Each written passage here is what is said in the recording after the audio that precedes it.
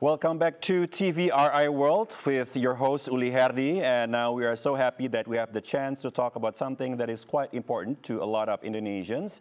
We are going to talk about Indonesia's economy, and joining us today is Putra Hutama, Senior Advisor at the Executive Office of the President. So Pak Tama, thank you for being here, and congratulations on the role.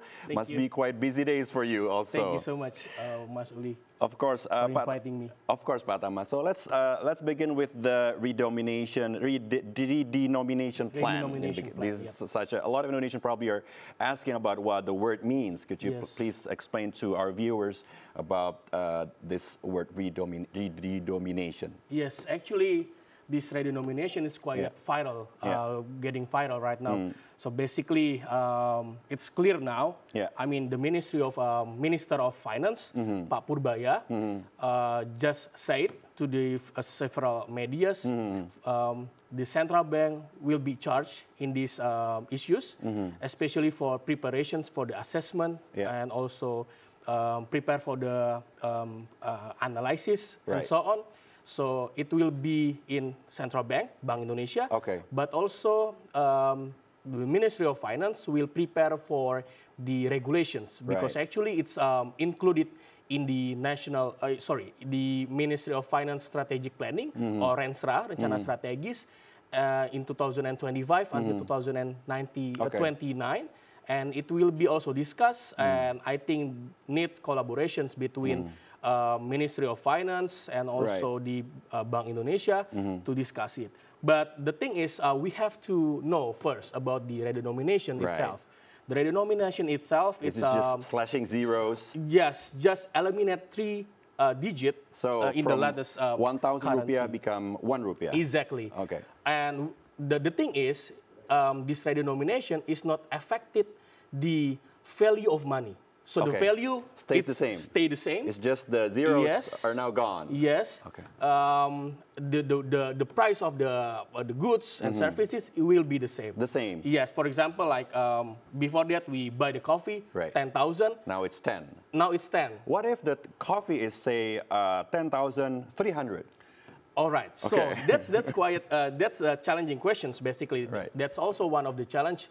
I have to say first about the objectives of this agenda because actually these discussions since 2013 and it's postponed because of some issues, and it was in 2020 also a discussion again, but it was postponed because of the COVID-19. And right now become current issues to be discussed. But the thing is, the objective of this agenda is want to simplify increase the efficiency of transactions and also to decrease the error of IT or something like that, because many digits sometimes it's really hard to less complicated with less zeros. And the last objective is to increase the credibility of rupiah. So basically, you know, we are in the G20 member. We are one of the biggest economy, but our rupiah, you know, it's sometimes digit it's too much. So I think that's the things that the objective of these things. But the challenge. So this is quite important. Quite important, but it's that's one of the important things. Besides, we also have to talk about the fundamental of economics. But these things also important in my opinion. But the challenge that you say, for example, the coffee 10,000, 1,000 rupiah. How about after redenominations? Will it go up or it goes down? The challenging sometimes it's we call it price rounding. Price rounding. Yes. Usually goes up. Goes up. So the important things, it's also be we also have to to monitor these things that not affected the inflation. So the thing is we have to keep it. We have to monitor the sellers, the restaurant and so on, that they have to make sense when they price rounding. Not like that. For example, 10,100 into 11. So it's not make sense. So that's the things. But that I have to say in here, right now, until now, the president has not give a directions yet. So it's not going to happen anytime soon, like yes, not in exactly. 2026? Of course, because need times, like I said before, need times and also need preparations, need socializations in order to make the society understand, because sometimes there is misunderstood because of this policy. So the president always emphasized that we have to achieve the economic stability and also prudent, and to be prudent and also protecting the purchasing power of the society. So actually, we have to be careful to to see this policy. When we applied it, what happens? We see the pro and cons, and I think Ministry of Finance and also the central banks will intensely discuss and prepare it, and after that, let them to decide. So you mentioned earlier that this is a collaboration between a lot of ministerial positions, a lot of institutions. So who will be having the position of leading this process? Would it be the Ministry of Finance or Bank Indonesia? That's really clear. Actually, this is the monetary policy, so that's a Bank Indonesia. But like I said before, it's also confirmed by the Pak Purbaya. Pak Purbaya also said this is a Ministry of Finance just prepare the regulations together with the Bank Central, Central Bank, Bank Indonesia. But Bank Indonesia will prepare the substance, prepare the pro and cons, doing analysis, assessment whether this is go or no. So the bill is happening. Not soon, but when would it be possible for us to know that it will be submitted to the House? I think we have to wait about this. Okay, so it's still wait and see. Yes, wait and see. Because actually, like I said, as commonly known, the Kantor Staf Presiden, basically, we monitor and evaluating the national priority programs. So this is, we let the Ministry of Finance and also Bank Indonesia to discuss deeply about these issues.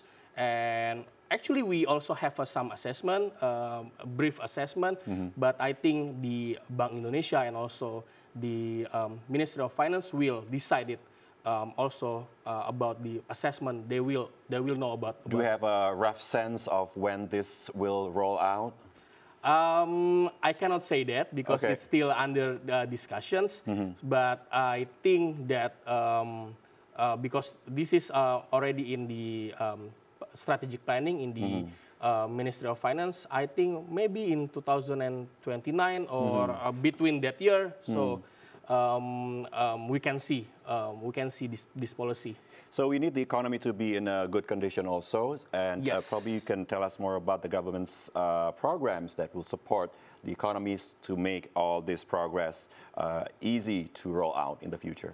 Yes, so thank you the question. So actually, as we know that in third quarter right now we slowing down a little bit.